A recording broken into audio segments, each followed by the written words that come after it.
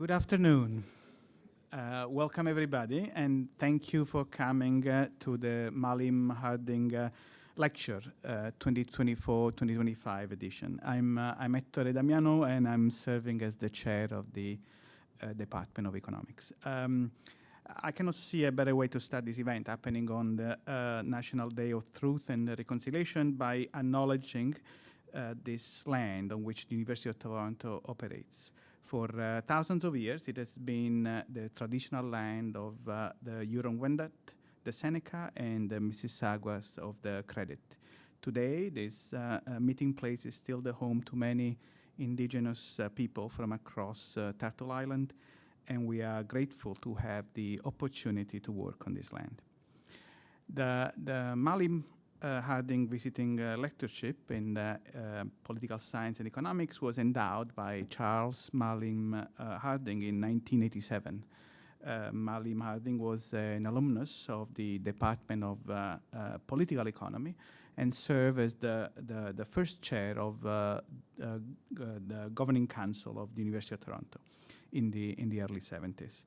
The intent of the visitorship is to invite distinguished scholars to share insight from political science and or economics with a special focus on a current issue of public policy. For the last 35 years, the Harding family has been strong supporters of this event.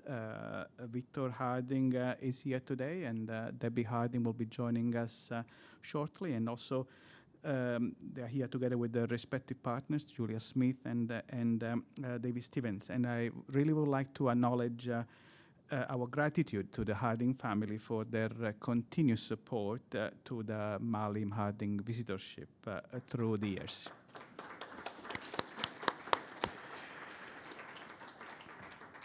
The Malim Harding Lecture is the highlight of the visitorship and has a long history of contributing to the vibrant culture of intellectual engagement that distinguishes the University of Toronto. And I'm sure today's lecture will continue on that long tradition. Before I leave the podium to my colleague Michelle Alexopoulos, who will introduce today's speakers, Professor Emi Nakamura, let me thank all of you for coming out today to listen about natural experiments and macroeconomic policy. And lastly, let me take this opportunity to also thank the staff of the Department of Economics, especially my assistant, Nada El-Masarani, our event assistant, Adriano Macedo, and our communication officer, Kay Baggott, for helping immensely with the organization. And enjoy the lecture.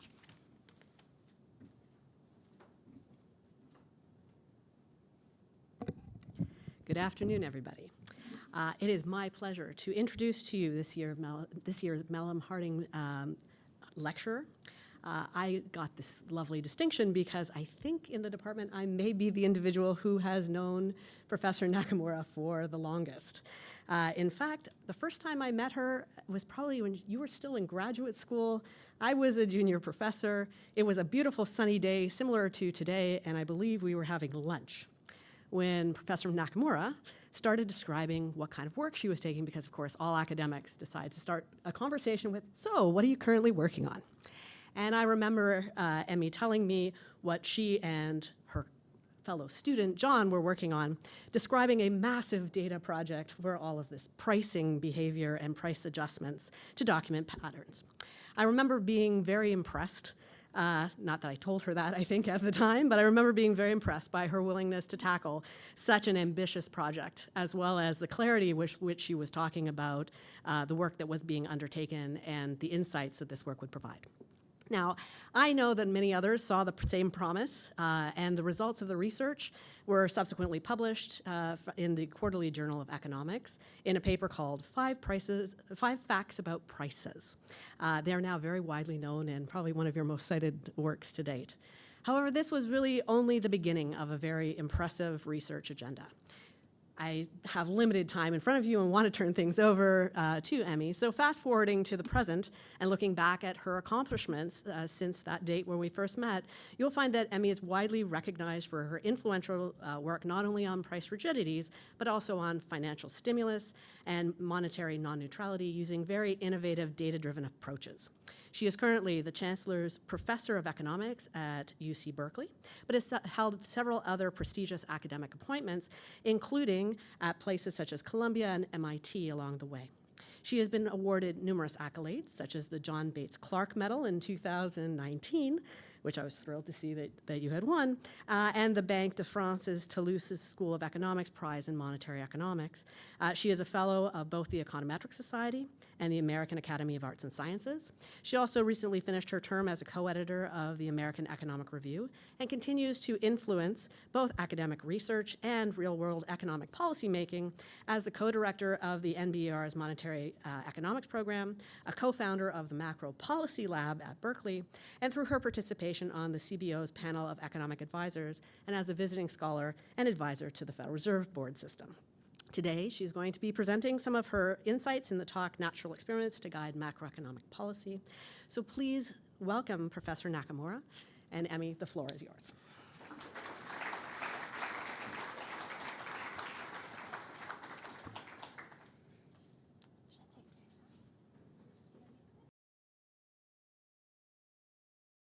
Thank you very much, Michelle. And as a Canadian, it's wonderful to be here and to be at this very special institution, the Malim Harding Lecture.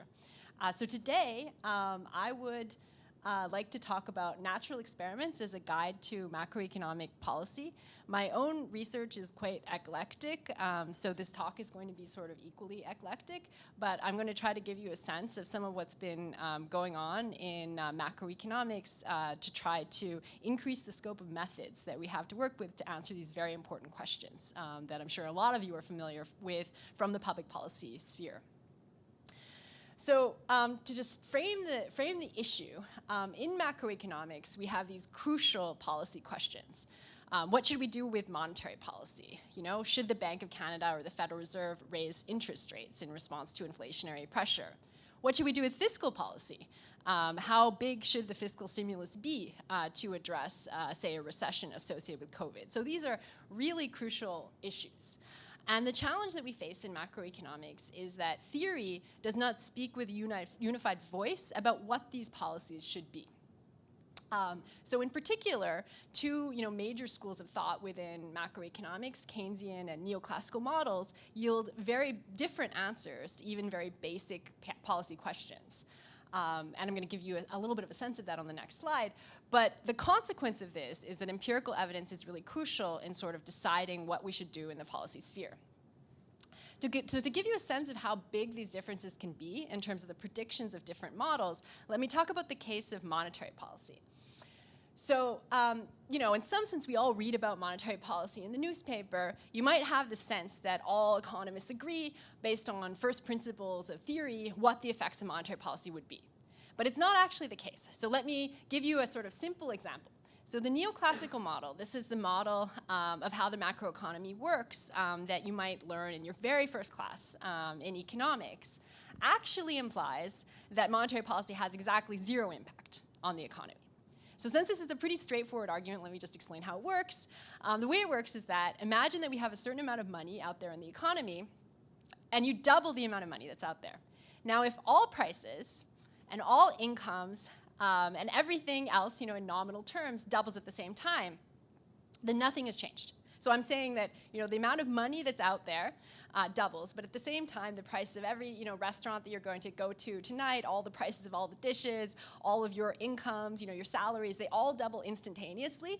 Then you can see that when the money supply doubles and all these prices and wages and everything double, then absolutely nothing has changed. It's just a matter of units, right?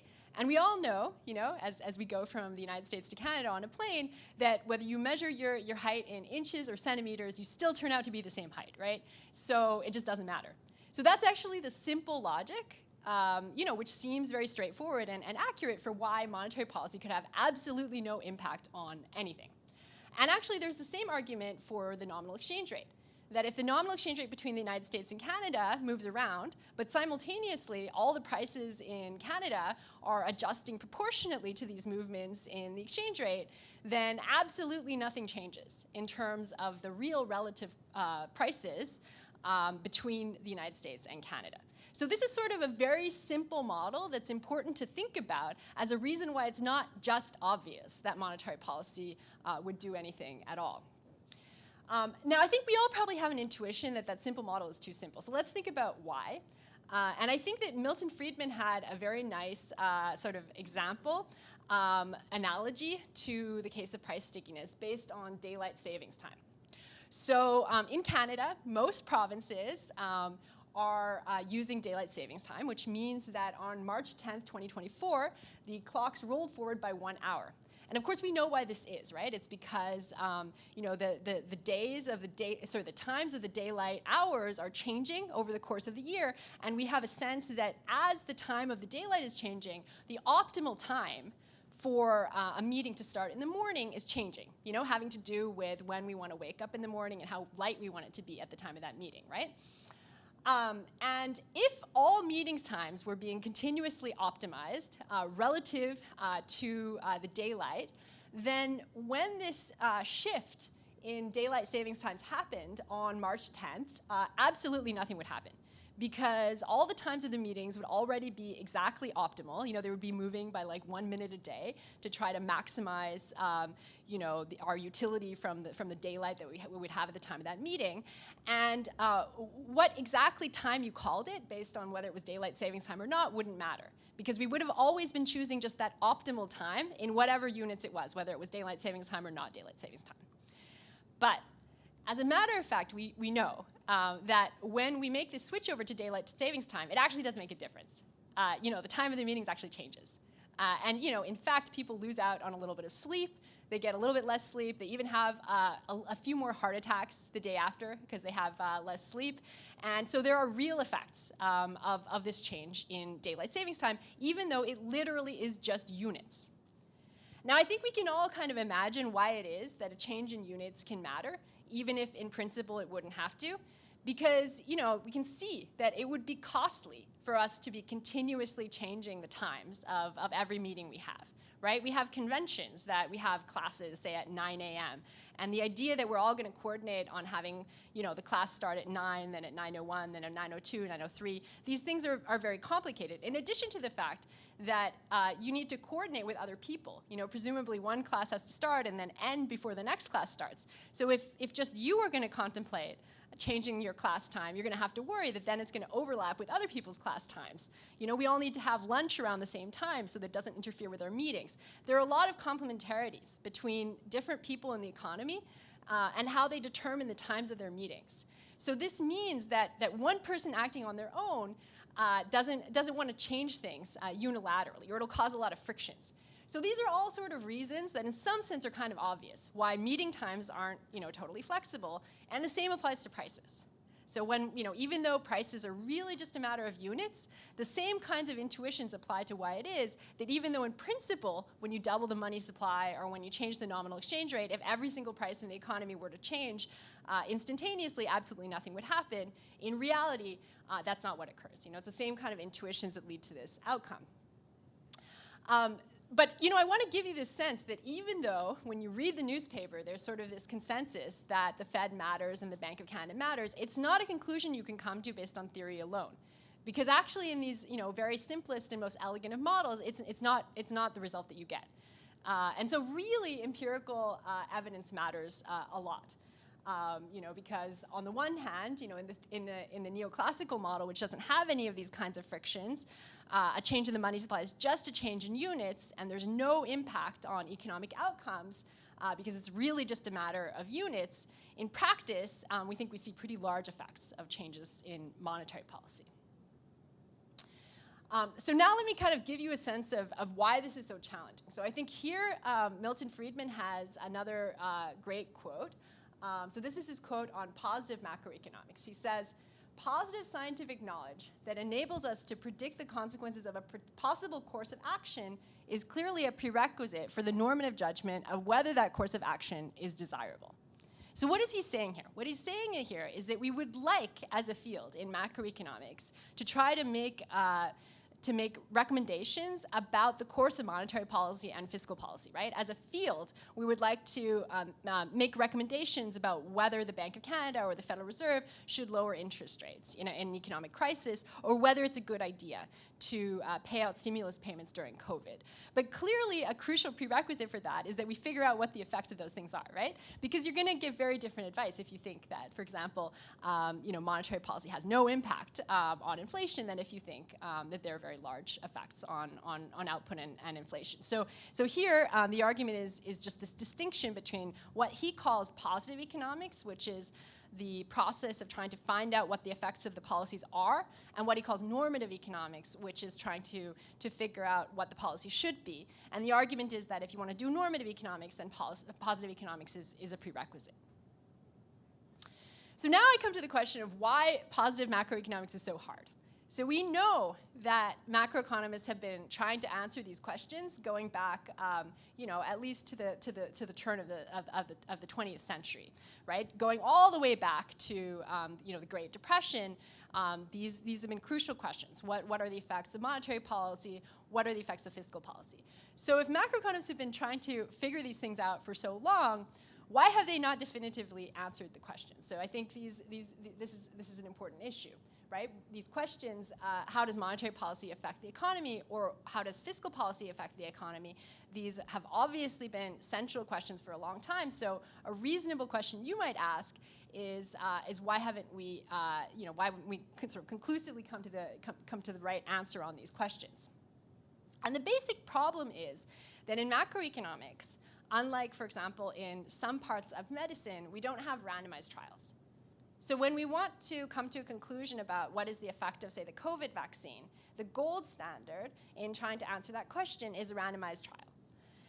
Now, in macroeconomics, for better or for worse, you can see why it's the case. For the most part, policymakers do not think it's advisable, ethical, appropriate for anyone to be experimenting with interest rates or fiscal stimulus. So in this situation, we have to deal with this huge endogeneity problem that most policy interventions happen for a reason, right? They don't just happen randomly. And as a consequence, evaluating what is the cause and what is the effect is often quite difficult. A huge challenge is that if you look at monetary policy, when does the Bank of Canada lower interest rates? It's not just at random times, but of course it's at the beginning of big recessions.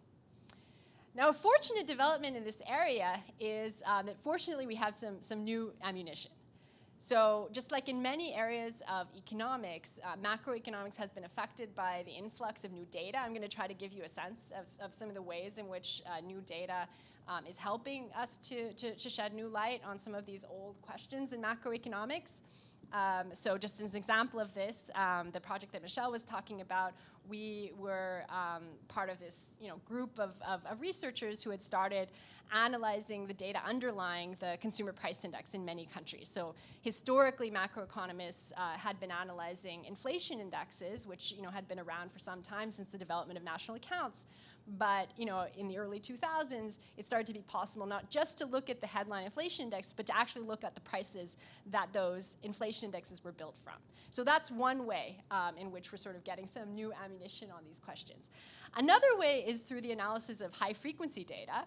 So in one of Michelle's papers, she's looking literally at facial expressions as the Federal Reserve is announcing things about monetary policy and how financial markets are responding to these. So there's now a large sort of industry in macroeconomics trying to use very detailed information on very high-frequency responses to monetary policy announcements. And so this is another dimension in which the scope of data macroeconomists are able to use has really been expanding in recent years.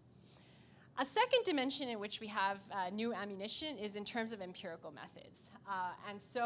Another thing I'm going to talk about is the extent to which, even though macroeconomists don't typically have access to true experiments, we are starting to think a lot more about natural experiments. So various ways in which, even though we aren't able to literally set up an experiment about monetary policy or fiscal policy, maybe we can look at something that's happened in the past and view it through the lens of a randomized trial and use it to draw inference about some of these big questions in macroeconomics.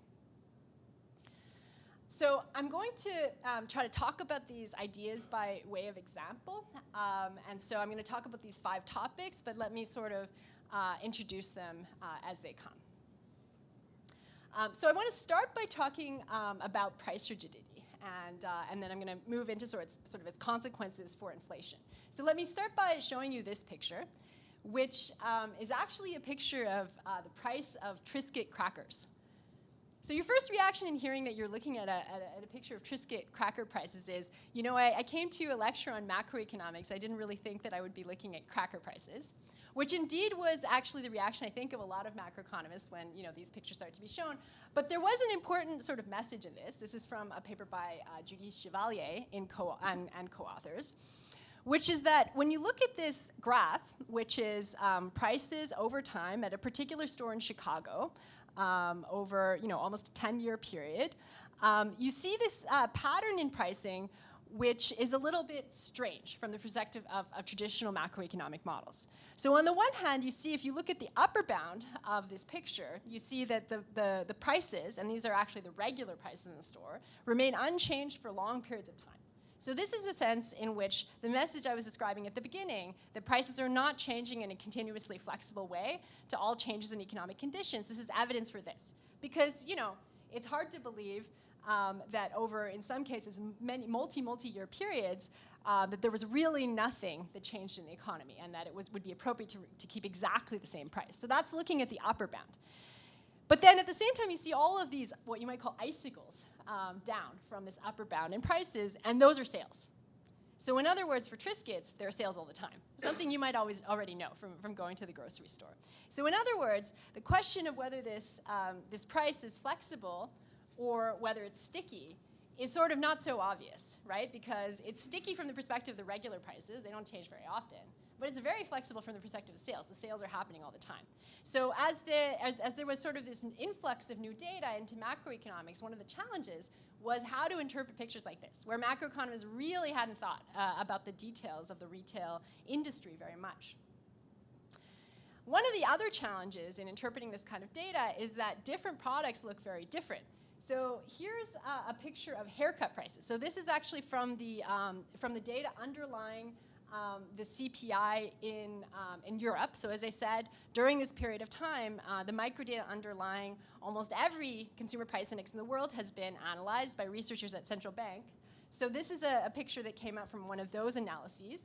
The black line is the price of an Italian hairdresser, which is on the left axis. The gray line is the price of a French hairdresser on the right axis. So one of the things you can see, looking at the Italian hairdresser, the lower line, is that there's a period of time where this Italian hairdresser does not adjust the price of their haircut, you know, for multiple years. You know, this is a 10-year period, right? And again, you know, this is an indication of this notion of rigidity that we see in many other settings.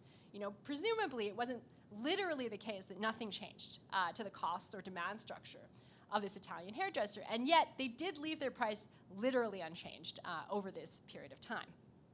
Just like we leave, you know, class times fixed over the year, as the time when the sun rises is slightly changing from day to day. So there's, you know, and here you don't see any sales. So there's a huge difference in what you see in this picture versus the picture I showed you earlier.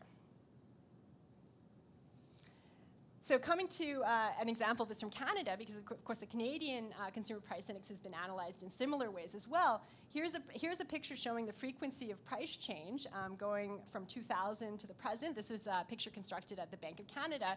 You can see that the frequency of price change on average within the Canadian economy was relatively stable over most of this period, but then you see a big spike up in COVID. And it's in particular the blue line is the frequency of price increases. You can see a big increase during COVID. What explains this? Well, it helps, you know, to have an intuition for some of these things, to look at a particular industry. So here I'm showing you the case of coffee prices, which is one where, you know, you can actually get a pretty good sense of how the pricing works, because coffee is a somewhat straightforward product in the sense that if you look at the cans of coffee that you buy in the supermarket, you can actually calculate how many coffee beans go into that can and what the price of that is on a commodity market. And so that's what I'm showing you. This lower gray line is telling you about how the cost of the coffee going into your Folgers can is changing. The black line at the top is showing you what's actually happening to the price of Folgers at the retail level, sorry, at the wholesale level. And you can see, just like in the case of the Italian hairdresser, that while it's true that when there are large changes in the coffee commodity prices, so for example, in the 2000s, there's a big decline in coffee commodity prices, then you see a lot of price decreases on wholesale markets. In contrast, in the 2002 and 2003, when not much is going on in the coffee commodity prices, you see long periods when wholesale prices are literally unchanged. So using this kind of data has really allowed macroeconomists a much more granular window into the way that pricing works. Now, of course, at the end of the day, what macroeconomists would like to do is not just to try to analyze these individual prices, but to try to connect these very granular microeconomic models of pricing behavior to big picture phenomena like the recent inflation surge. And that's what I'm showing you here. This is inflation in the United States going back to 2000, and you can see it was very stable around 2% for about 20 years, remarkably, before a huge upward surge after 2020. The picture is very similar for Canada. Again, a lot of stability around 2% until roughly 2021, and then a big upward surge all the way up to roughly 7%. So what we would like to ask is not only can we model the way that individual firms are setting their prices, but what does this tell us about how inflation responds to various kinds of macroeconomic shocks, right? To try to answer questions like how something like fiscal stimulus might affect inflation. So there are many ways that macroeconomists have tried to do this, but let me kind of give you a sense of one of the ways that you might try to do it. So suppose that you want to try to use the variation across regions in the United States, so that would be states, or across provinces in Canada to try to analyze this question. How would you do it? Well, you would want to try to find something that varies across these regions. So in the United States here, I'm showing you a time series of the unemployment rate in California, that's the black line, Texas is the gray line, and Pennsylvania is the dash line. And so what this is showing you is that there are, despite the fact there's a lot of co-movement, so you can see that all of these states experienced a big increase in unemployment during the Great Recession. All of them experienced a big increase in unemployment around 1980. There is also quite a bit of variation in the incidence of these recessions across these different states. So in particular, California had a much worse experience with the Great Recession in 2008 and 2009. That had a lot to do with the fact that California was more severely affected by the housing boom and bust. In addition, if you look at Texas, Texas actually had sort of an additional recession in the late 1990s, and that had partly to do with the fact that Texas is an oil-producing state. So even though there's a lot of co-movement across states in terms of their unemployment rates, there are also ways in which these states differ, and that's potentially an opportunity for us to think about some of this variation as a natural experiment that we can learn from an empirical standpoint. So in particular, one of the things we can look at is the question of whether when you see a state that had a particularly severe experience with a recession, was worse than the rest of the states in that particular year, or had a recession when other states were not having a recession, is that a period when you see lower than expected inflation? So here I'm showing you on the x-axis the unemployment rate of the state, and on the y-axis I'm showing you inflation. And for those of you who are sort of familiar with the econometric methods in this type of area, I'm including state and time fixed effects. So these are deviations from state and time averages. And so, we're really using variation like the variation here when California has, particularly severe experience with a recession, or Texas has a recession sort of all on its own. Is that associated with lower inflation in that state?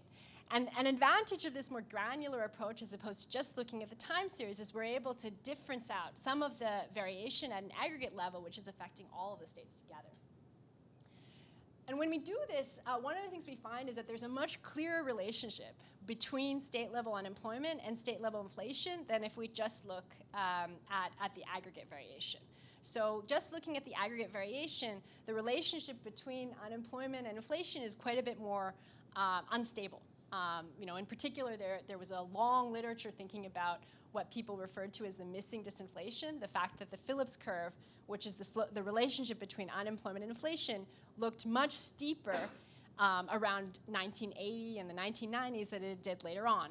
But once you use this more disaggregated approach, you see a lot more stability, and that's what I'm showing you here. The black line is for the earlier part of the sample period, and the gray line is for the more recent sample period, and actually, once we use this more granular variation, they lie almost on top of each other. It's also a method that we can use to analyze changes over time in the economy. So this is a recent paper by Cerrato and Gitti, where they're trying to analyze the extent to which a steepening of the Phillips curve might have been associated with some of the post-COVID inflation surge, and indeed are arguing that the steepening of the line from this relatively flat blue pre-COVID line to a steeper upward sloping post-COVID line is one of the things that contributed to the increase in inflation in the sort of recovery from COVID. This is something that can be applied to many countries. So here I'm showing you an example of a paper that applied this type of methodology to Canada. So here the variation is by province as opposed to by state. And the finding, sort of similar to the US finding, is that when you do this at the aggregate level, that's the first column here, you actually find, a very imprecise and small, actually, wrong sign coefficient on the unemployment rate. Once you include all these fixed effects and use this more granular variation at the provincial level, that's the third column here, you get a significantly larger and negatively signed, which is the slope we sort of expect for the Phillips curve relationship between unemployment and inflation. So this is an example of a way that using this more granular data can help us clean out some of the sort of extraneous variation of the data and also expand the number of the sample period and the number of the data points that we're able to use to estimate these sort of classic relationships in macroeconomics. So the second thing I want to talk about is monetary policy shocks. So this is another area where macroeconomists face great challenges in trying to estimate the effects of a policy. So the basic challenge is that we would like to know what would be the effect of the Bank of Canada or the Fed just raising interest rates for no reason. Right? That's kind of like a trial, right? Like if you think about a COVID vaccine trial, you give a certain group of people the COVID vaccine, you don't give the other group of people the COVID vaccine, and you do that for no reason, right? It's exogenous variation. And so that's what we would like to do in the case of monetary policy as well. But of course, in practice, the whole purpose of the Federal Reserve or the Bank of Canada as an institution is to try to make variation in monetary policy as non-random as it possibly can be. And if you think about where the graduates of this department or UC Berkeley go in the economics department, a large number of them end up in places like the Bank of Canada or the Federal Reserve System. And so in a sense, they're very good at making most of the variation very systematic and very non-random, which is in some sense great for policy, but maybe not so great for science, right? Because we don't get to see very many experiments, right? So if we look at this picture, this is the picture of interest rates for the United States, but it looks quite similar for Canada. You can see it looks kind of like a tent with interest rates hitting their peak around 1980 when Paul Volcker came in. And then there are these periodic declines in interest rates at the time of recessions.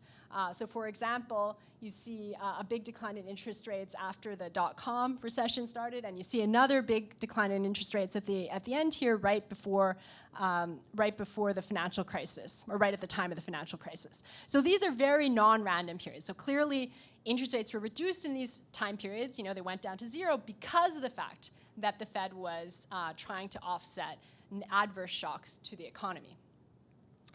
So clearly in these situations, if you were to kind of just try to look at the correlation between monetary policy reductions and economic outcomes, you might very well come to the conclusion that the Fed was causing recessions, right? Because you would see that interest rates would go down systematically right before really bad economic times. But we know that that's not the right conclusion, right? Because why is the Fed or the Bank of Canada lowering interest rates, in the COVID crisis or and the financial crisis? It's because there has been some really adverse shock that's hit the economy, and you don't want to conclude that it's because of the monetary easing that the adverse economic conditions occurred, right? So how do we tell the difference? Well, it turns out that despite the fact that the vast majority of the variation in interest rates comes for these systematic reasons, all these hundreds of economists at the Bank of Canada or at the Fed making these very systematic monetary policy decisions, nevertheless, there are these little experiments sort of wrapped up within the interest rate movements. So here's a picture from a very well-known paper by Gurkenak, Sack, and Swanson, where they're looking at what happens to futures prices at the time of an FOMC press release. So this is when the information comes out about what the monetary policy announcement is. And what they point out is that there are these jumps in these futures prices at the time of the monetary policy announcement that tell us about the surprise component of the monetary policy announcement. So the idea is that there's been news, right, going into the FOMC meeting about the state of the economy. You know what the inflation, the last inflation read was. You know what the last GDP report was. So based on that, you can sort of form an opinion based on the typical monetary policy rule of the Fed of what they're going to do with interest rates. But there's a little bit of, wiggle room there, right? It could be that the Fed is a little bit more hawkish or dovish than you think it's going to be. And so that's the little bit of an experiment that remains. And so this type of analysis is described as high-frequency analysis of monetary policy shocks. So people are looking at measuring these jumps in interest rates or in futures prices right at the time of FOMC announcements or Bank of Canada announcements as little experiments, for the causal effect of monetary policy on other economic variables. And it turns out that we can learn from these experiments. So in particular, if we look at the relationship between changes in interest rates and nominal interest rates, expectations about nominal interest rates at the time of these FOMC announcements, that's on the x-axis here, and changes in real interest rates at the same time, that's on the y-axis here, you see that there's actually a very close relationship with a slope of close to 1-to-1. So in other words, when there's a surprise that indicates that the Fed is a little bit more hawkish than expected, in other words, interest rates are going to be a little bit higher than expected, nominal interest rates are going to be a little bit higher than expected over the next year, on average, that translates almost one for one into people expecting that real interest rates are going to be a little bit higher. Where do I get the data on real interest rates? Well, in the United States, there's a market for TIPS, Treasury Inflation-Protected Securities, that allows us to see real interest rates. So this kind of relationship is actually very useful information in distinguishing among these different models that I talked about at the beginning of the presentation. Because in a neoclassical model in which monetary policy is all just units, then when you have a shock to a nominal variable, like the nominal interest rate, then nothing happens to the real interest rates. Nothing happens to the real exchange rate. But you see, from the data at the time of these little experiments on monetary policy that, in fact, little shocks to the nominal interest rate translate into little shocks to the real interest rate. And so this provides evidence for this view that these pricing frictions really are important. And that monetary policy is actually having large effects, not just on these nominal variables, in other words, the units, but also on these real outcomes. And like with these other methods I've been describing, this is a method that can be applied in many countries. So here's an example of the application to Canada from a paper by Susalu, where he's using these high-frequency approaches to construct monetary policy shocks for Canada using high-frequency methods. And many countries, it's possible to do this because typically monetary policy announcements, they come out at a particular point in time. And in fact, these announcements are scheduled in advance. So it really does look like an experiment in the sense that it's not that you only do a monetary policy announcement when something big has happened in the economy, but rather there's systematically like a monetary policy announcement at, say, 2 p.m. on a Tuesday, and there's no particular reason why other major economic news is coming out at that particular point in time.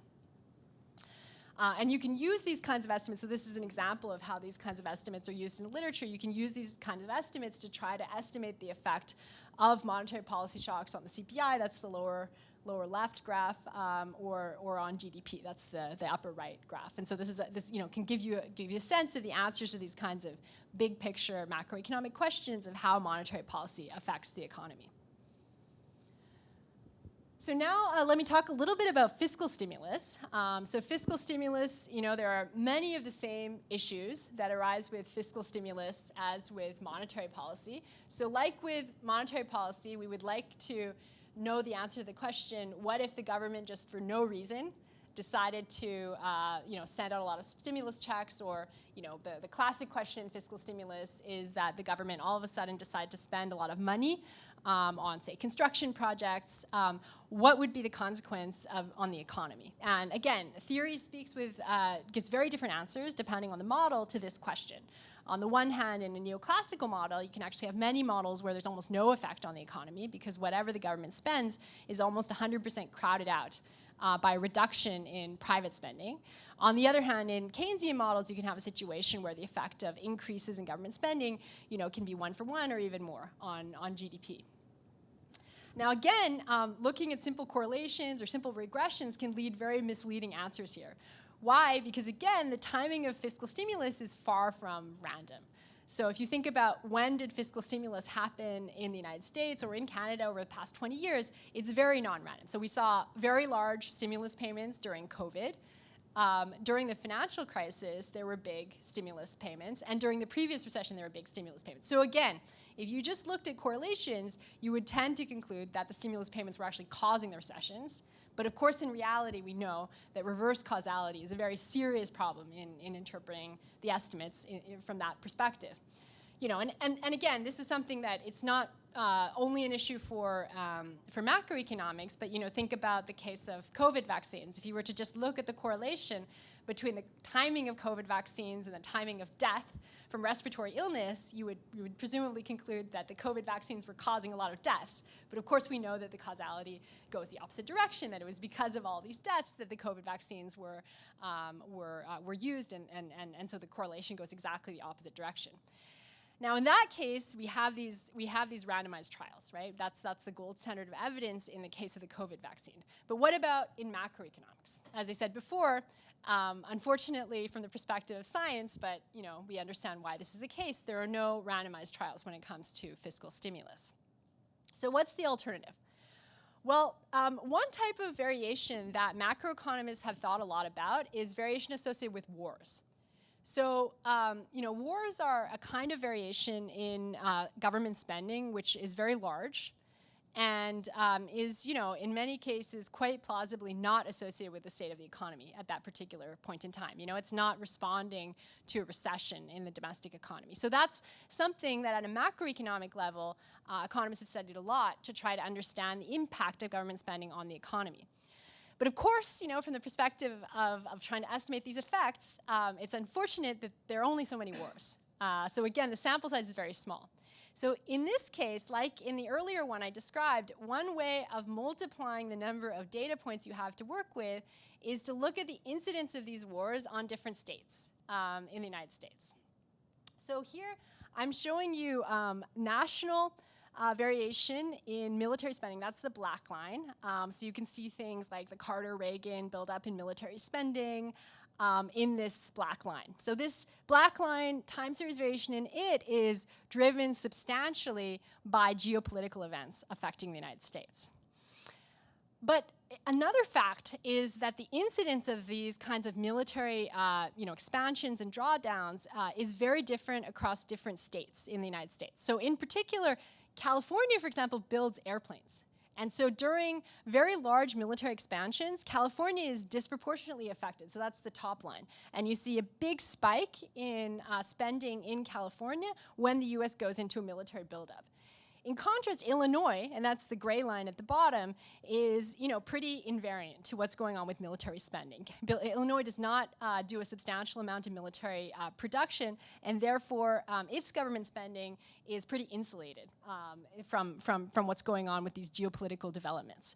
So again, this leads to sort of an empirical strategy where you're thinking about the experiment of what happens to California relative to Illinois when the US goes into a big military buildup. What happens to the economy? So we know that the government spending is going up in relative terms, but does the economy expand? Because to the extent that there was a huge amount of crowding out of private sector production by government spending, then you might expect that even when government spending went up in California relative to Illinois, maybe the economy would not expand. So what do we find? We actually see a pretty strongly positive relationship between military spending, here I'm on the x-axis, military spending, versus output in these states. That's on the y-axis. So it's suggesting that that increases in government spending are in fact associated with increases in the production of output in these states. When overall military spending goes up, which leads military spending to go up in California relative to Illinois, this is associated not with just crowding out of private production in California versus Illinois, but with an actual expansion in the size of the economy in California versus Illinois. And that's what's leading to this upward sloping line. So this is sort of, an extension of what we might try to do in the time series, which is also allowing us to cancel out a lot of the aggregate shocks that might affect both California and Illinois. Now, this is, again, something that one can think of doing in many countries. I didn't find an example for Canada, but here's an example for Japan. So in Japan, there are a number of determinants of government spending at the local level. So I'm showing you prefectures in Japan, which are plausibly not related to local economic conditions. So in this paper, what they're doing is they're looking at time series variation in national government spending and the incidence of that time series variation on different prefectures in Japan, and then thinking about the extent to which that translates into economic growth in those prefectures. And like in the US analysis, they find that these fiscal multipliers at the regional level are quite large. The baseline from the standpoint of the neoclassical model is something close to 0, because there's almost complete crowding out of increased government spending by reduction in private production. But here we see numbers that are actually greater than 1. So the fourth thing that I want to talk about is declining employment rates. So I think this is one of the big sort of macroeconomic issues of our day. One of the things that has been discussed a lot following recent recessions is the extent to which we see recessions, but then we do not see rapid recoveries. So here I'm showing you a picture of the last 5 recessions and recoveries prior to COVID. COVID is, of course, very unusual in many ways. And the thing that I want you to notice is that they're ordered basically in chronological order. If you look from the top to the bottom of this graph, in 1973, there was a recession, and then it looks like there was a pretty rapid bounce back from this recession. But by 2001, which is the orange line, it looks like following the recession, there was almost sort of no recovery. And then the 2007 to 2009 recession, it was, of course, a much larger recession. But again, it looks like the speed of the recovery was very slow. So this has, sort of stimulated a large literature in macroeconomics, which goes by the name of slow recoveries. That it kind of looks like, even conditioning on the size of the recession, and the 2007 recession was particularly large, that in addition to that, the speed of recovery seems to have been slowing down over time.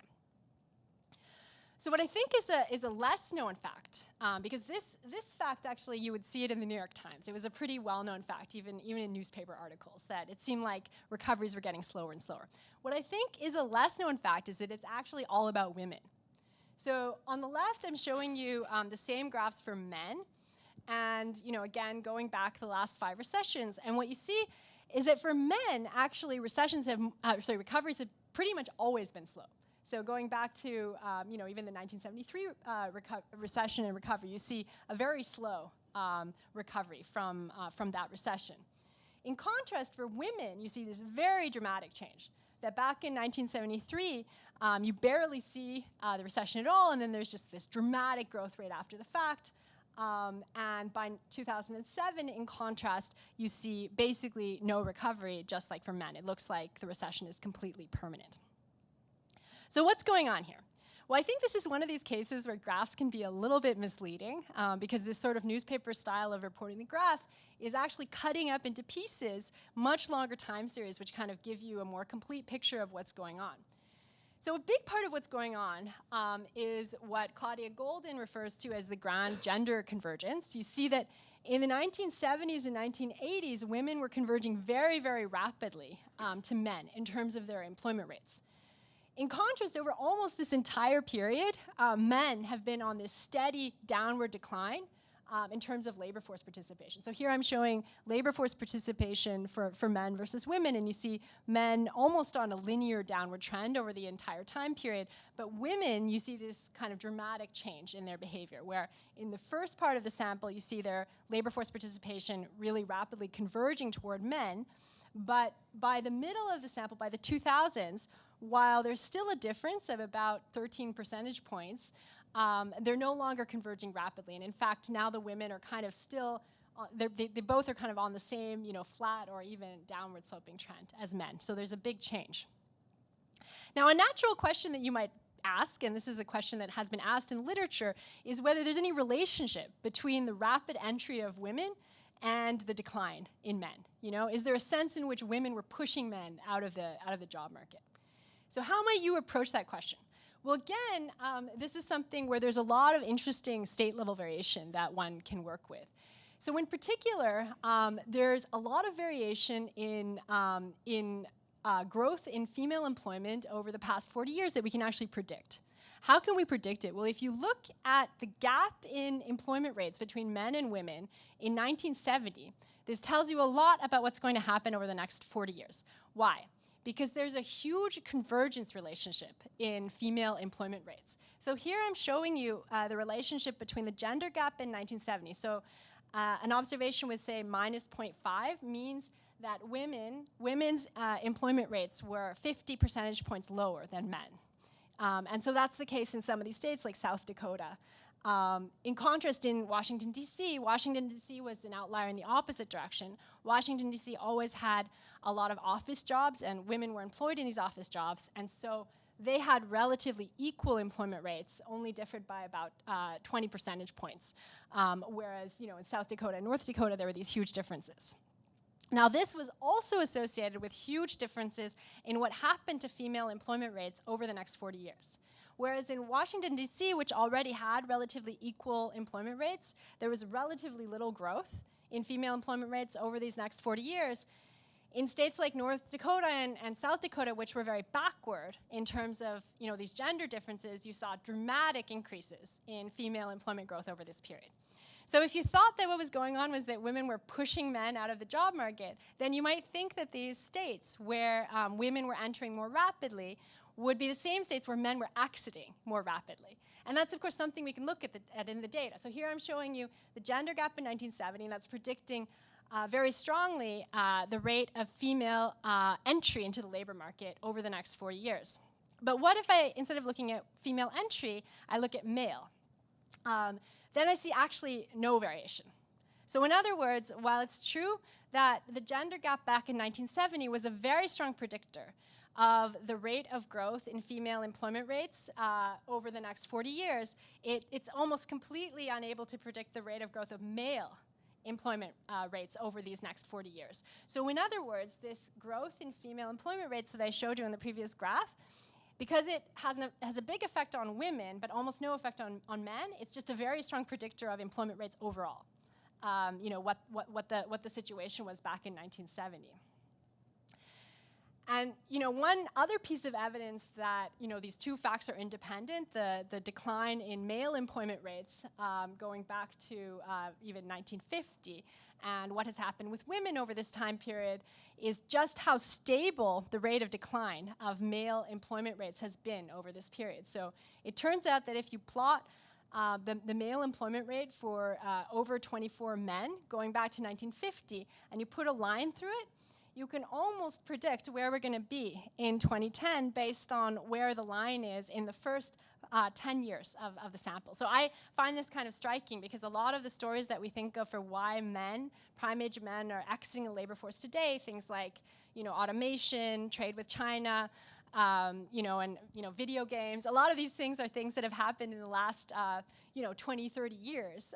But interestingly, this has been a much longer standing trend, going all the way back to 1950, almost at a constant linear rate. Now, this actually turns out to be something that's quite important for Canada versus the United States.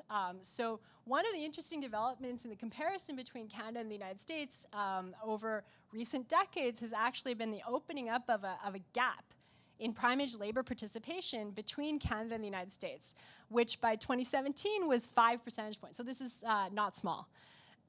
So the interesting fact, so here I'm showing Canada is in the green and US is in the blue. This is from a paper by Mary Daly and co-authors. And the interesting fact is that this is almost entirely about women. So while it's true that female labor force participation, like I showed you, has basically stopped converging to male labor force participation in the United States, it's not true in Canada. And this has led to a substantial gap opening up between the United States and Canada in overall labor force participation, the sum of men and women, and that's what I'm showing you here, that the majority of this gap between labor force participation in Canada and the United States has to do with Canadian women having a labor force participation rate that's 8 percentage points greater than its counterpart in the United States, and this is a change versus 2000, because right around 2000, like I showed you before, the female labor force participation rate in the United States kind of leveled out, whereas in contrast in Canada, this it kept growing. So this is an important determinant, not just of gender equity or what's going on for females versus males, but it's also an important determinant of just overall labor force participation and as a consequence the output of the country. So the last thing I want to talk about is exchange rate depreciations. So again, this is an issue where the effect of an exchange rate depreciation, of course, this is one of the biggest macroeconomic issues for many countries, particularly in developing countries. The question of what your exchange rate regime is a really central economic issue, perhaps the most central macroeconomic issue.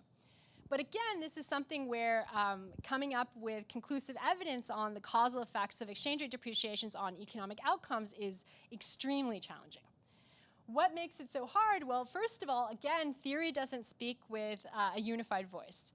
So simple models, textbook models of the effect of exchange rate depreciations predict that exchange rate depreciations will have a expansionary effect because you'll have an export boom and that will lead to economic growth.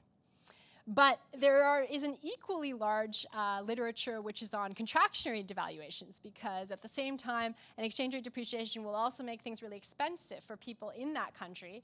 It'll make the people poorer, and that can go in the opposite direction and lead to an economic contraction.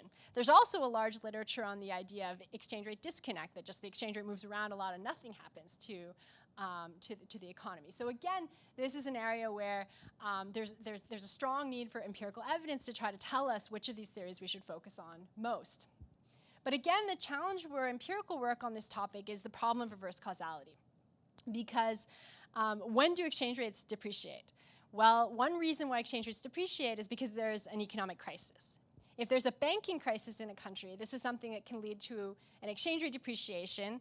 But then if you see that there is a big economic contraction following this exchange rate depreciation, you don't want to conclude that the exchange rate depreciation caused the economic crisis, because maybe it was the banking crisis that caused the economic contraction, not the exchange rate devaluation. So the question again is, how can we come up with evidence on the effect of sort of pure exchange rate depreciations that aren't caused by economic shocks that could otherwise affect outcomes? So one source of natural experiments in this case is the history of countries' exchange rate regimes. So it turns out that there's a lot of variation in what exchange rate arrangement countries have chosen, which is based on historical events. So an example of this is in Africa. So Africa has a history of colonization, and it turns out that historically, the countries in Africa who were colonized by the United Kingdom tend to be pegged to the dollar, and in contrast, the countries that were colonized by France tend to be pegged to the euro. And so this means that when there's exchange rate fluctuations between the euro and the dollar, for reasons that are completely unrelated to anything going on in Africa, that you have sort of this collateral damage on African countries coming from the history of these exchange rate arrangements. So an example is that Egypt, for these historical reasons, has traditionally pegged to the US dollar. In contrast, South Africa has traditionally floated versus the US dollar. And so this means that when the US dollar depreciates versus the euro, again, this could have to do with shocks to the US versus the euro that have nothing to do with either Egypt or South Africa, then the Egypt is going to sort of depreciate with the US dollar, and it's going to depreciate relative to South Africa, which is floating. So this means that economic events between the US and Europe are going to have this kind of collateral effect on South Africa versus Egypt, which has nothing to do with their economies in and of themselves. And this is potentially a way that we can look at the effect of exchange rate shocks directly, as opposed to correlated with economic shocks to either Egypt or South Africa. So it turns out that when we look at these kinds of events, so exchange rate variations that come from not shocks to South Africa that lead its exchange rate to depreciate, but rather shocks to the US versus euro exchange rate that have this collateral effect on Egypt versus South Africa, and we do this for all countries which have these different exchange rate arrangements, then we see that a depreciation in the exchange rate, that's what I'm showing you on the left-hand graph, up is a depreciation, is associated with a boom in GDP. That's the graph on the right. So from the perspective of this analysis, it looks like indeed exchange rate depreciations are expansionary, which is kind of consistent with the traditional theory. But it also turns out when we look at the effects on net exports, we don't see much of an effect. So the surprising thing in this analysis is that while we found that exchange rate depreciations, when they were coming from this external force, so sort of like a natural experiment, are associated with big booms, it doesn't seem to come from a big export boom. So this is something that really stimulated sort of our thinking about the theory, and we ended up kind of converging on a model where it's really the financial inflows that are playing a role in generating these booms. So an example, sort of to make this a little bit more concrete in thinking about the effect of exchange rate depreciations is the Plaza Accord.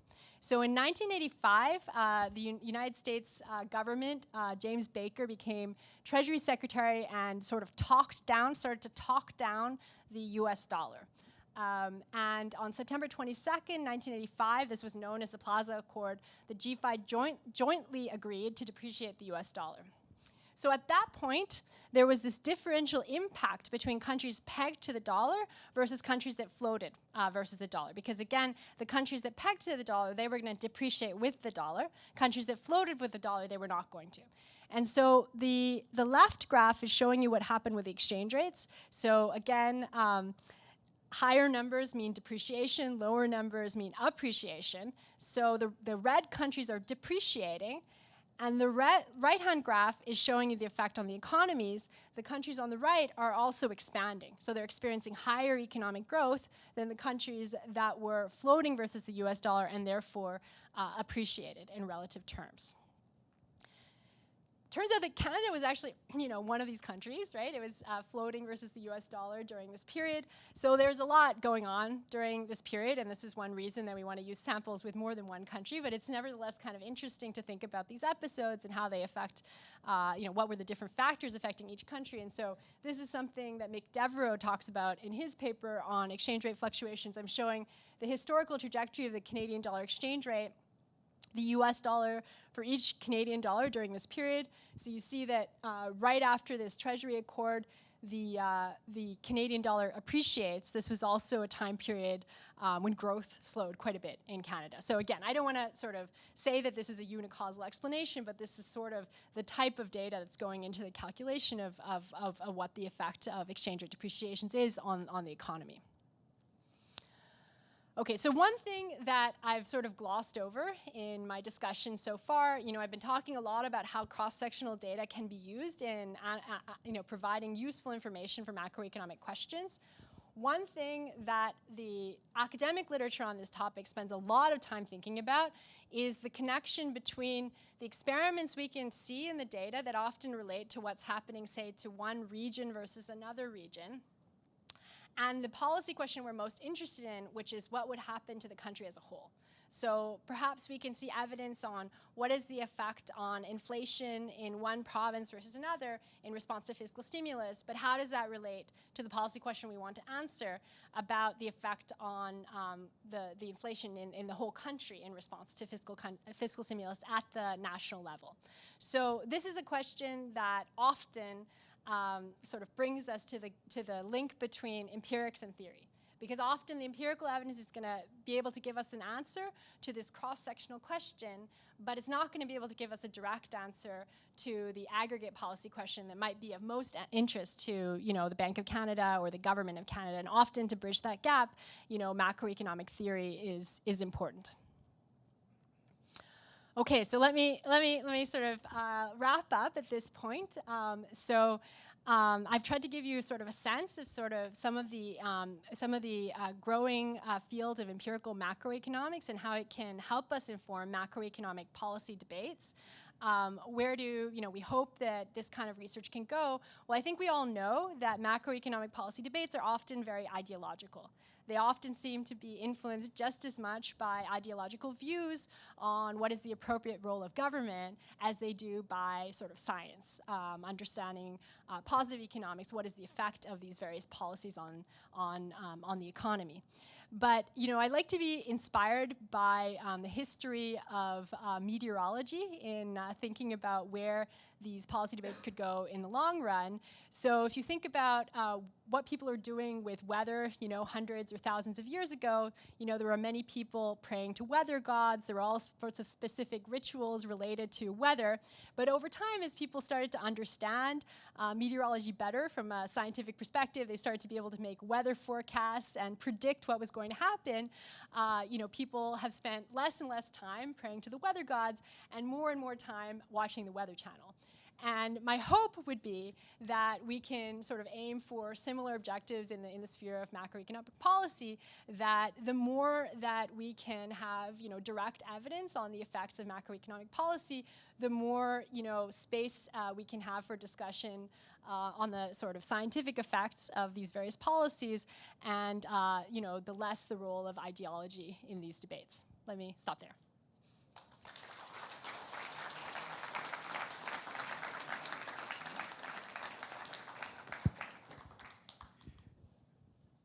Thank you, Emi. This was a wonderful presentation. We have time for questions. Very good. I'll bring the mic here. Thank you very much. So you talked a little bit about disaggregation in terms of regional disaggregation, but how about going down to the very micro level? What do you think are the challenges and the gains potentially between having stronger linkages between micro and macro? Well, some of the data I showed at the very beginning for pricing was micro data. So I think that there's certainly a lot of scope for this, particularly in measuring adjustment frictions and so on. In terms of like the effects of fiscal stimulus or the effects of monetary stimulus, I think one of the challenges is that the more micro you are, the more you have to model what the interrelationships are between the different groups. So an example would be fiscal stimulus. So if the government puts in a big contract to Boeing, then you might be able to measure that Boeing expands a lot, right? But of course, it's pretty clear that Boeing expands a lot does not mean that, employment in the state of California expands a lot, because it could be that Boeing expands a lot, but other, firms shrink. So I think the challenge with thinking about what the appropriate level of aggregation is that on the one hand, when you have, more units that you're analyzing, you have more data points, so that's a big opportunity. But on the other hand, these spillover effects from, say, one firm onto other firms become much more important. And so, I think it's as always, the ultimate, if the ultimate question you're interested in is the macroeconomic effects, the simplest thing you could do, if you had a good instrument, would just be to analyze the effect on macroeconomic outcomes. But often you don't have a good instrument, and you also don't have enough data points. So this is one reason you start looking at more regionally disaggregated data.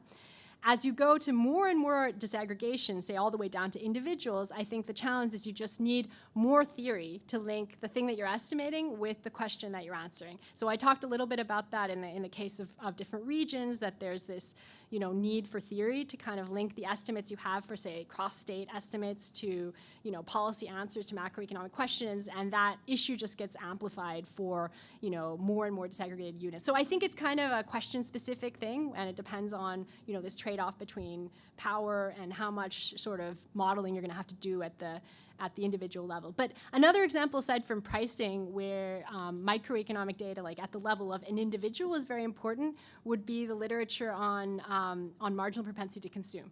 So a huge input into modeling the effects of fiscal stimulus is if you give someone $100, how much will they spend?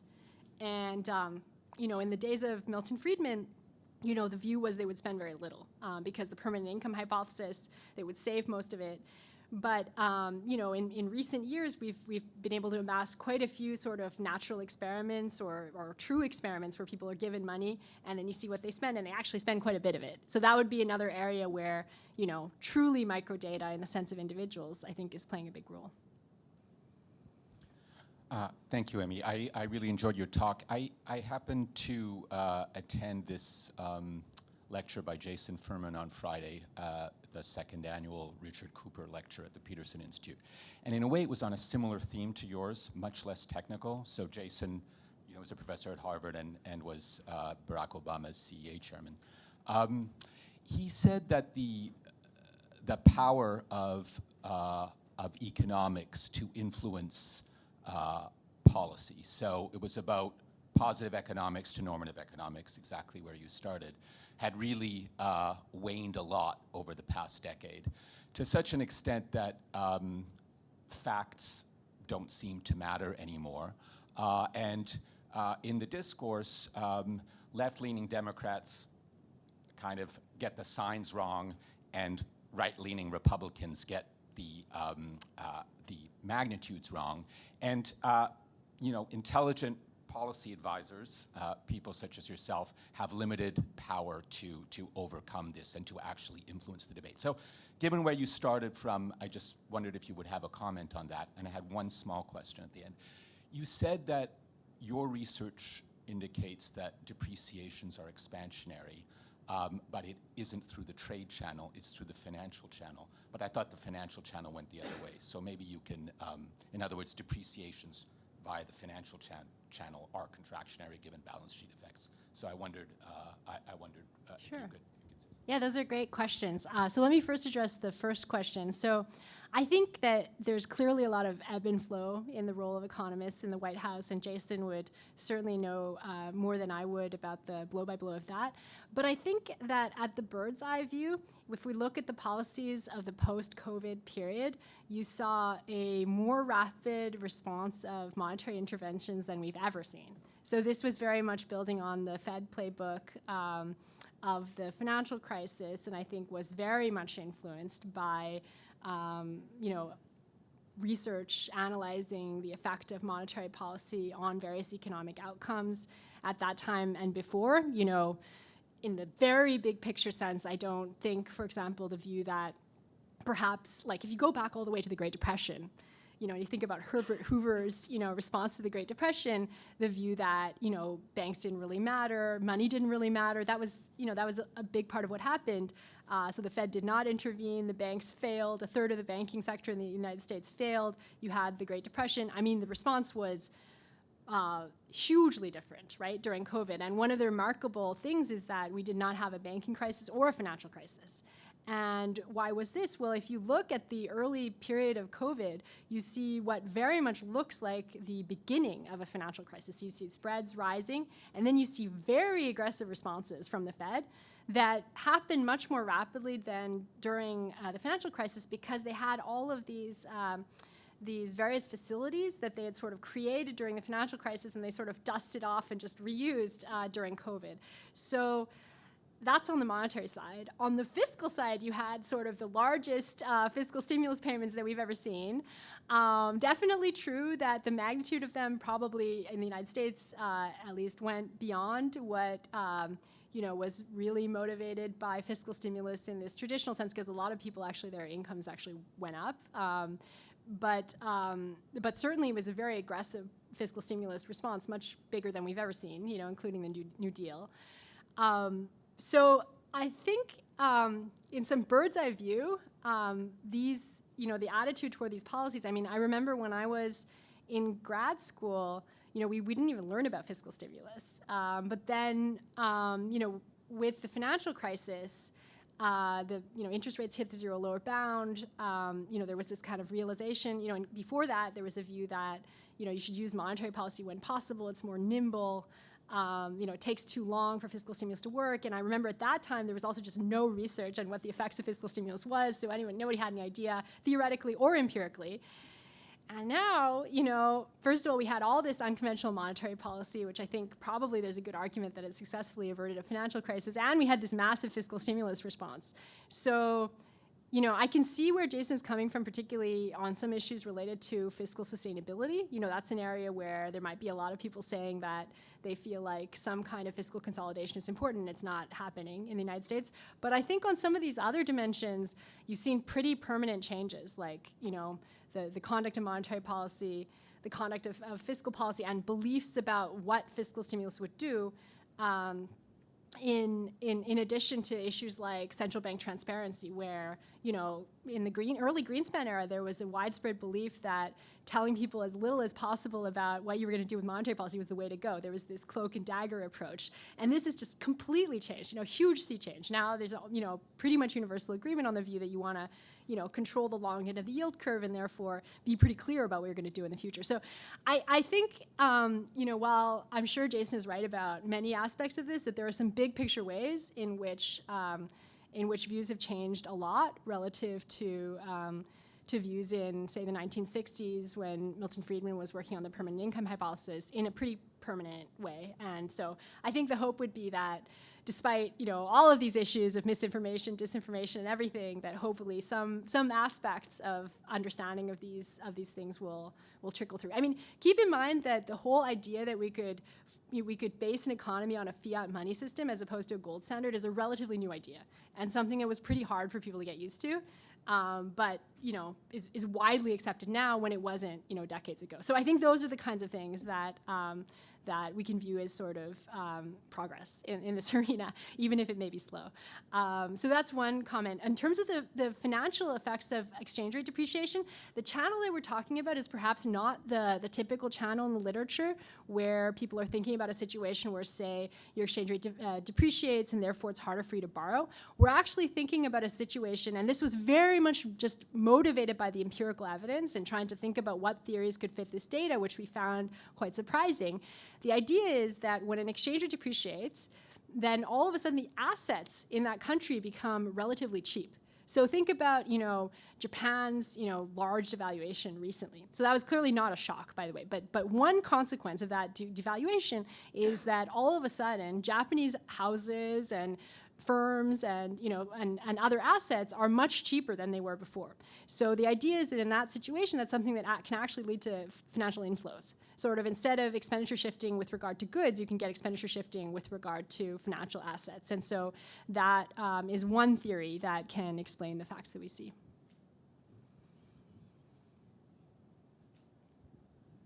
Thanks, Emi. A great talk. Very broad and intuitive. Thank you. I have a two-part question. The first part is a bit more general. You mentioned by the end that we have all of these new techniques and lots of data, and we're better at getting these relative impacts. And you got me curious. We mentioned this earlier today, the missing intercept problem to try to capture the aggregate impacts. I was curious to know a little bit more what's the state of the literature. And I mean, if you can just paint it quickly. Right. And that, and I assume, and that comes to my second part, I assume that depends a lot on the context. So as an example, I was thinking about the Japanese data, the regional impacts, particularly the multiplier. And I was surprised that the multiplier is pretty above 1. And well, there seems to be a point in which the missing intercept might matter, because if the multiplier is bigger than 1, why don't you just throw money into the economy and the economy grows into infinity, right? So, well, that's all. Thank you. Absolutely. So these are good questions, and I was trying to sort of hint a little bit at these issues toward the end of my talk. So, you know, there is a gap between what you would like to know about the effect on, say, the US or the Canadian economy, about the effects of an increase in aggregate government spending and on the economy as a whole, versus what happens when you spend money in, say, California versus Illinois, or at an even more micro level, what happens when you spend money on one city versus another city. And so that's when often the moment that you calculate, or the statistic that you calculate, is not a sufficient statistic for the policy experiment that you want to do, but is sort of something that you can use along with other facts that you're getting from other places. So I think the basic intuition is that while it's true that you know, the fact that when you spend more money in California versus Illinois, the economy expands in California versus Illinois, that's not exactly the same question, definitely, as what happens when you spend money in the US as a whole. So one example of why it's not the same question is that the Federal Reserve is going to respond differently, because in the United States as a whole, if the whole US economy expands, then the Fed may raise interest rates. And in fact, that might mean that even if there's increases in aggregate demand, the interest rate increase might sort of cancel it out. But in contrast, when you think about California versus Illinois, you know, the Fed cannot raise interest rates in California versus Illinois. So there are a lot of macroeconomic policies that are kind of held constant. So that means that what you're measuring in that specific example is fundamentally somewhat different. It's holding more things constant than in the aggregate case, right? In the aggregate case, there's this monetary pushback. But in the regional case, there isn't. And so that's something that you have to take into account when you're sort of linking the model to the data. But potentially, it's something that can be kind of an advantage, because the aggregate estimate is something that's very sensitive to the pushback of monetary policy, whereas the regional estimate is something where you're kind of differencing out the effect of monetary policy. So in that particular literature, the finding is that the regional multiplier is kind of like the aggregate multiplier if you have a very unresponsive Fed. So it's similar to the aggregate multiplier in a case where there's not much monetary pushback, you know, which is kind of like a special case. But you know, that's one example. But I think the main overarching theme is that, you know, these experiments give you ways to kind of test part of the models. They don't always give you the full answer, but they kind of give you a way of testing part of the model, and then hopefully you can kind of put it together with other pieces to generate the explanation as a whole. And I guess on your question about, you know, what does the literature on fiscal multipliers and the fact that you get this expansion, which is more than 1-for-1 in the short run, mean you should do a lot more, expand the government a lot more? Well, the answer is no, for sort of two reasons. One is that these effects that we see in these macro models, as I said before, as I said sort of at the beginning, they're very sensitive to how much rigidity there is in the economy. So these are all short-run effects. So it's very different to think about having expansion of government spending that's temporary versus having continually higher levels of government spending. And that's sort of related to the intuition I had at the beginning about the way you would think about you know, price rigidity.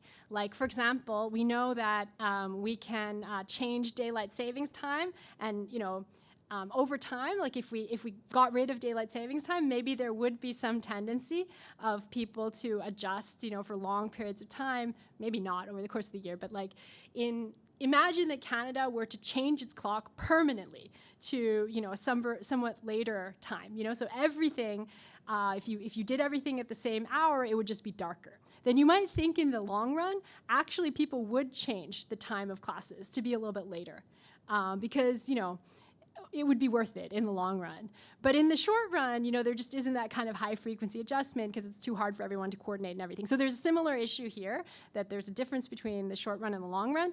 And the other issue is that in these models, we're talking about the effect on, the effect of increasing government spending on production, but people working more isn't necessarily always a good thing. I mean, that's something where, the economic models and the way we talk about it in terms of public policy are somewhat different. But in the economic models, there is kind of some point at which you don't actually want people to be working more. Like in a wartime economy, you can spend money and you can maybe push economic production up to some maximum level, but it doesn't necessarily mean that people are happier at that very maximum point. So those are kind of the two issues that, come up in thinking about that question.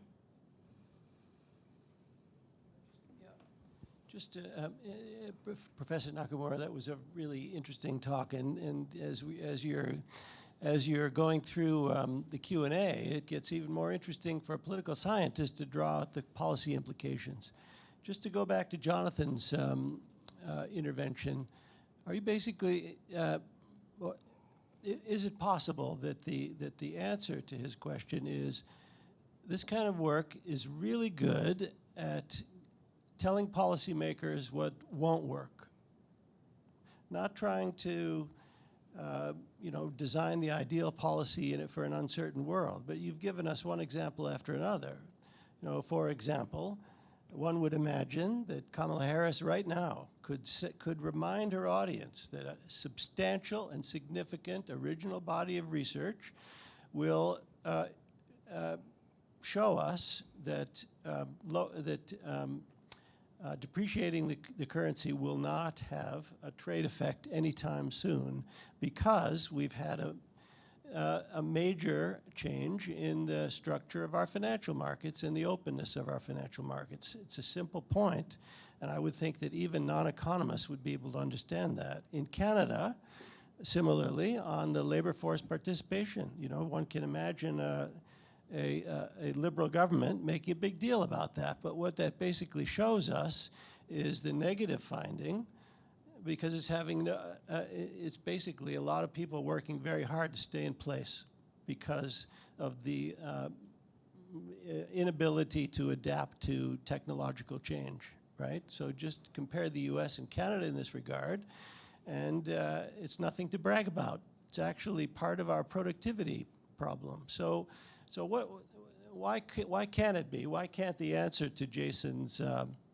challenge be, no, look, let's just stop being like Milton Friedman and trying to explain what government should do in an uncertain world.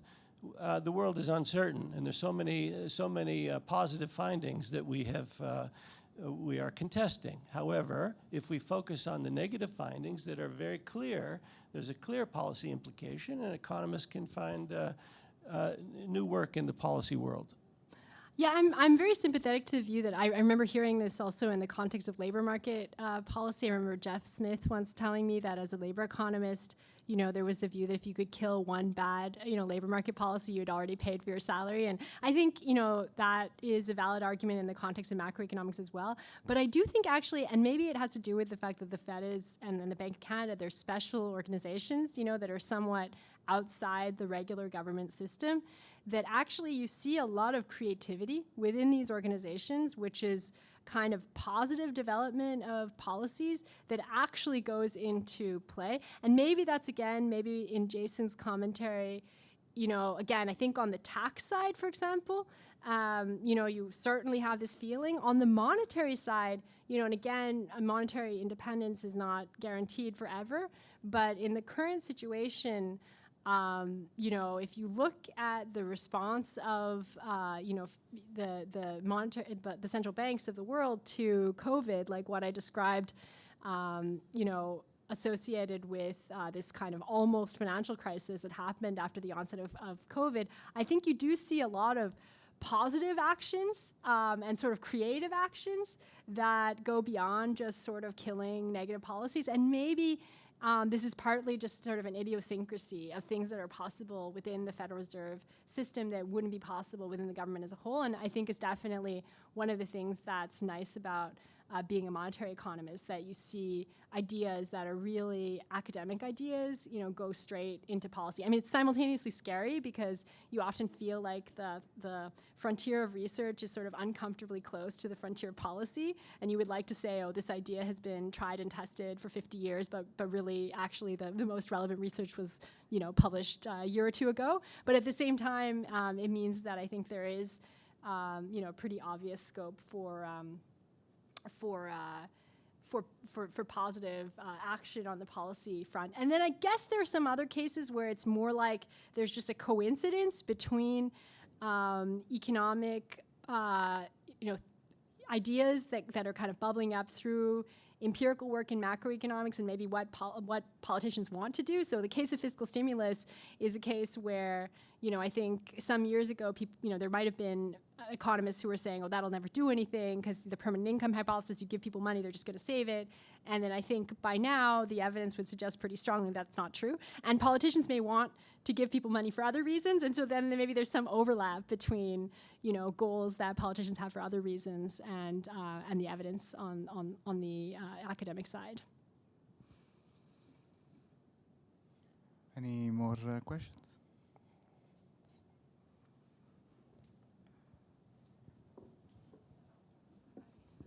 Hi, Professor. I just had a question that's a little bit more on, I guess, the practical side of the research and implementing it. But you mentioned that a lot of the research that we've seen in your presentation today has been informed by being in the US, and a lot of it is for example, you're able to pull data from different states or from financial markets with fairly high levels of precision. And so I'm just wondering kind of when it comes to necessarily doing research about fields where there's not as much data as, let's say, a financial market, or in areas where data is not as specifically pruned down and well collected as it is in the US, what is the current state of work that people are doing in kind of these more less data heavy sort of pockets, as well as are we just waiting for the statistic bureaus in certain areas to catch up to that, or are we trying to also kind of work around and implement these new techniques even if there's let's say strictly less data than we would ideally prefer from, let's say, the US? Well, one thing I can say is that in maybe most of my personal projects, they've involved collection of data myself. So for example, in this analysis of prices that I talked about at the beginning, there was a part of data that were available at the Bureau of Labor Statistics, but then we found out that there were other parts of the data. We heard from some older people at the Bureau of Labor Statistics that there were some filing cabinets of data from the 1970s, but they didn't know, how to read them. And then they said that the last microfilm cartridge that they could use to read them had broken. And so then it was a question of could we rent one, but then it turned out these microfilm cartridges were so old that what was needed was to retrofit a modern microfilm cartridge reader with some kind of, it was called K-type cartridge reader. And then there was the issue that the Bureau of Labor Statistics couldn't pay for anything, and we couldn't pay for anything because they can't take any donations, but they also didn't have any money. And so there had to be some, that we're eternally grateful to this, to a person there, Rob McClelland, who was able to manage the rental and they have some excess sort of labor at the Bureau of Labor Statistics having to do with old types of data entry systems. So there was a period of time when they were able to bring in these retrofitted cartridge readers into the Bureau of Labor Statistics and then read these old cartridges. And then we had these, we had these PDFs of all of the cartridges, but they weren't in machine-readable form. And then there was the issue that we couldn't remove those data from the Bureau of Labor Statistics because this is related to all the secrecy. Even if it's Cheerios prices in 1976, the Bureau of Labor Statistics is being very, very careful about those data. So you cannot bring the data out, and I'm sure this is true of the Statistics Canada as well. So you cannot bring those data out of the building. So then how, then what do we do? We ask for some we ask for some quotes about converting this data into machine-readable form, and the first quotes we get are millions and millions of dollars. Eventually, we found this company that was supposedly in California, but operated in Chinese time and celebrated all the Chinese holidays and could do it for sort of 3 orders of magnitude less, and eventually created this kind of computer program that we brought into the Bureau of Labor Statistics. We would run it, they would find the bugs, and then tell them, and then they would change the program. And eventually, through this methodology, we were able to read these old microfilm cartridges into a machine-readable form, and that was how we got the data on prices during the Great Inflation period. So that was, one example. In the fiscal stimulus example I showed you, there was also some, reconstruction of old data on procurement in the United States. And in recent work I've been doing on unemployment insurance effects, which I'm talking about tomorrow, in that case, there is no existing data set which tells you even what the state level variation is in UI extended benefits across different locations in the United States. So I would say that to do this kind of research often involves a commitment to being willing to, in some cases, create your own data. It's true that often, even if you're willing to do that, you usually don't get exactly the data that you want. But often it's necessary to go beyond what is on the shelf. But the good thing about that is that what you contribute to the academic community isn't just your own research, but hopefully some data set that other people can use as well. So in that sense, you have a more lasting contribution. Any more questions?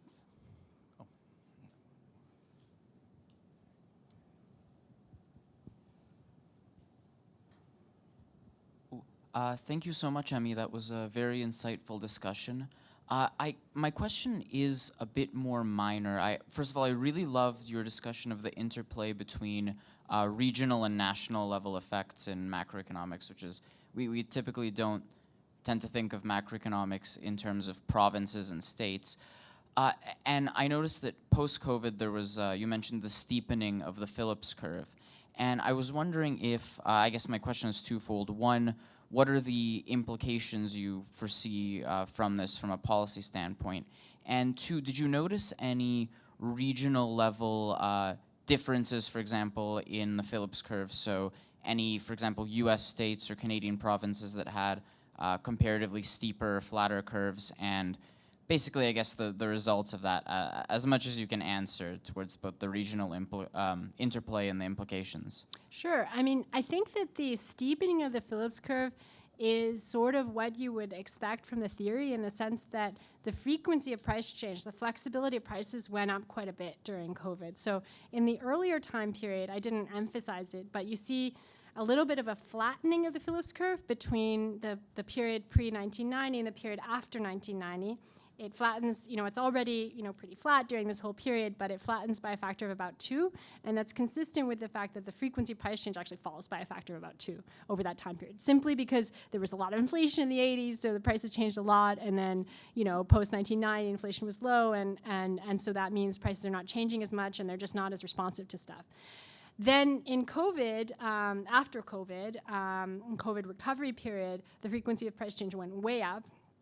And so I think I haven't seen, a direct quantitative analysis, but certainly qualitatively it makes sense that you would have seen an increase in the slope of the Phillips curve just coming from the fact that prices were becoming more flexible. So that's how I would see it. And my guess would be that with the frequency of price change coming back down again, now that this inflationary surge is over, that you would sort of go back to something more like we saw before COVID in terms of the slope of the Phillips curve.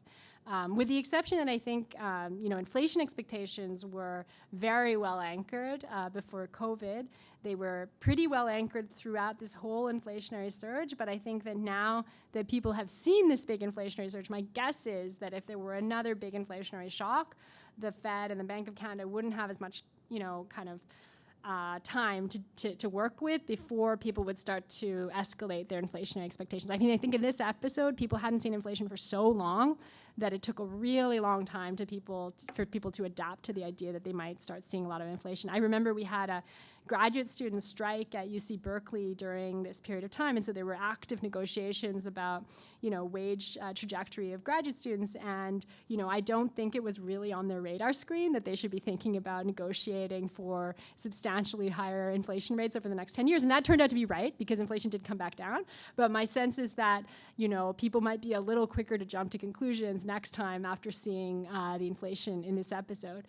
On your last question as to, whether there are differences across states or provinces in the increase in the slope of the Phillips curve, I think the challenge there is that, unfortunately, we just don't have enough data to answer the question, because these methods are really looking at differences across regions, and so they're not granular enough to really tell us a lot about heterogeneity within regions. We're sort of kind of barely, on the edge of statistical precision even across regions. So these are fascinating questions, but it's hard to answer them with the data that we have.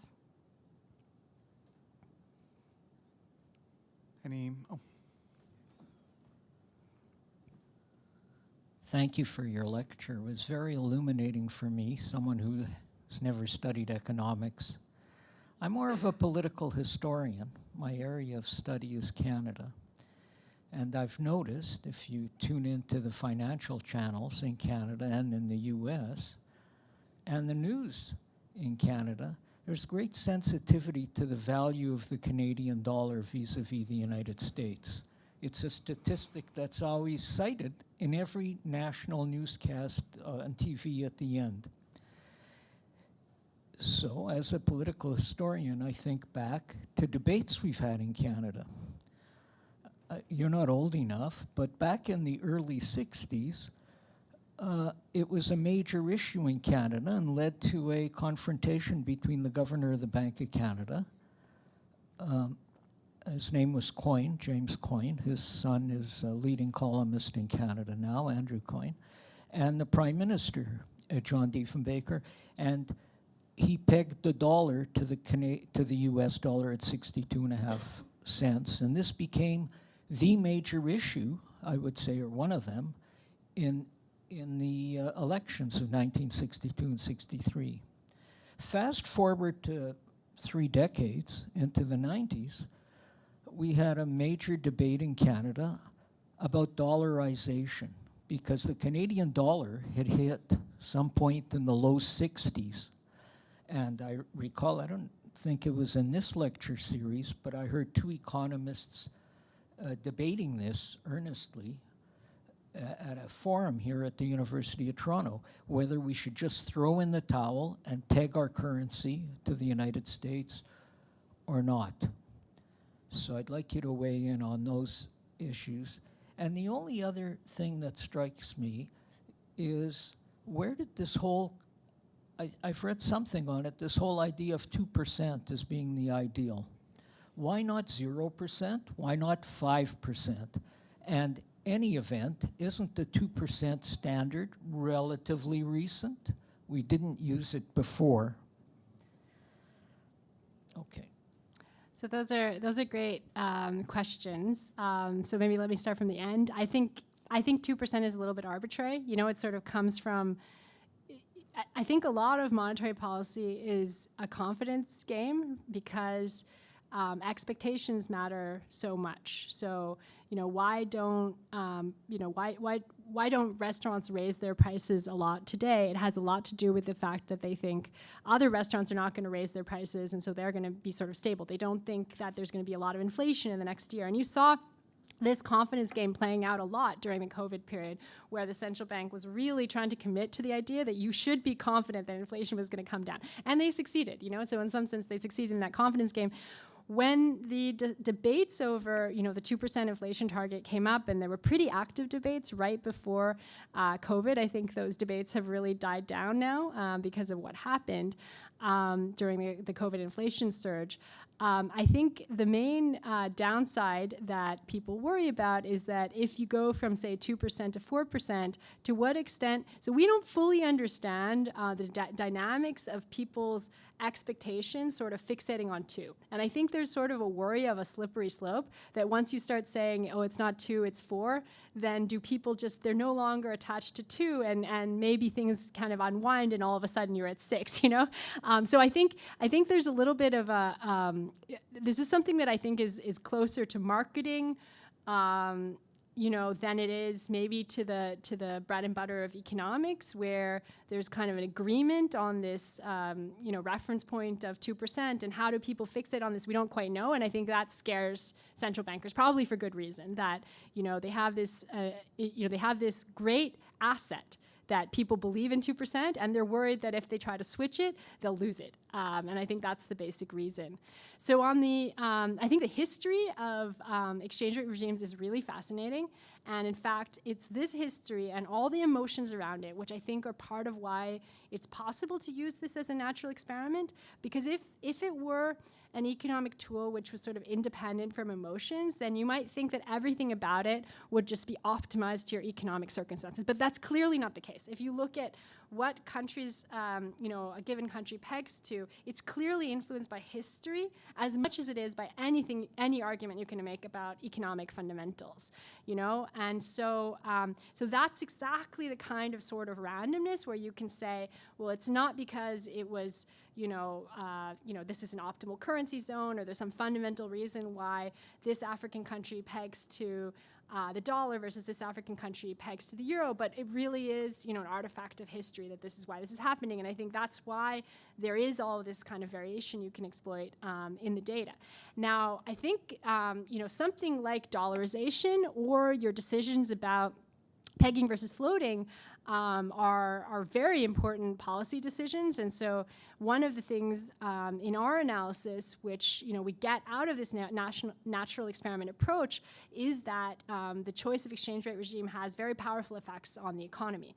And one of the conclusions is that when you're choosing between a regime of fixing versus floating. So Milton Friedman was a big advocate of floating exchange rate regimes, and his argument for this was that that it would allow for flexible prices, and this would be a big advantage. That it would allow for a country to kind of adjust to various negative shocks that it would experience. But I think what he didn't anticipate is that it would also bring with it a lot of financial sector shocks. So there was this massive increase in nominal and real exchange rates after the breakdown of Bretton Woods, which I think was completely unanticipated by the framers of the flexible exchange rate system. And so I think what's been realized more recently is that in the choice between flexible and fixed exchange rates, on the one hand, you have some of the advantages that the original framers of the flexible exchange rate system kind of envision, that it can allow you to adjust to negative economic shocks. If you have a negative economic shock, you can depreciate, and that actually can stimulate the economy. And so that's the upside. On the downside, and so that's kind of a result that comes out of our analysis, but on the downside, it also exposes you to a lot of speculative activity, which is a destabilizing force. And so, I think these are the two things you're weighing. On the one hand, the advantage is that, you're able to respond more to economic shocks. You can also have independent monetary policy. This is the classic idea of the trilemma. So you're more able to respond to various exogenous economic shocks that might affect you, like say commodity price shocks. You can respond with an exchange rate devaluation. But on the other hand, you're now going to open yourself up to all kinds of crazy financial shocks that you weren't exposed to before. And so I think this is the trade-off that countries face in considering fixed versus flexible exchange rate regime. But like I said, I think one of the interesting things about exchange rates is that even though we can kind of identify these kinds of trade-offs, that at the end of the day, a lot of these decisions are very much influenced by sort of national politics and identity as opposed to by purely economic trade-offs. Very good. I think that brings us to the end of our allotted time. There's some refreshment outside for those of you who want to hang out for a few minutes and say hi to the speakers. And please join me in thanking one more time Professor Nakamura for this wonderful talk.